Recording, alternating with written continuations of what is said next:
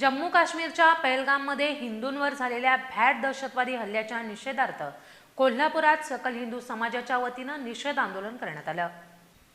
जम्मू काश्मीरच्या पहलगाममध्ये अलीकडेच झालेल्या दहशतवादी हल्ल्याच्या निषेधार्थ कोल्हापुरातील सकल हिंदू समाजानं एक वेगळ्या पद्धतीचं आंदोलन उभारण्याचा निर्णय घेतलाय। शुक्रवार 25 एप्रिल रोजी घोषित करण्यात आलेला कोल्हापूर बंद स्थगित करण्यात आलाय। पोलीस प्रशासनाच्या विनंतीनुसार आणि काही तांत्रिक कारणांमुळे स्थगित करण्यात आलाय। मात्र याच निषेधासाठी येत्या रविवारी 27 एप्रिल रोजी 10 वाजता छत्रपती शिवाजी महाराज चौकात एक प्रतिकात्मक निषेध आंदोलन होणार आहे। या आंदोलनात 20 बाय 40 फुटाच्या झेंड्यावर पाकिस्तानचा झेंडा आणि अतिरेक्यांची प्रतिकात्मक छायाचित्र झेंड्याच्या स्वरूपात लावली जाणार आहेत।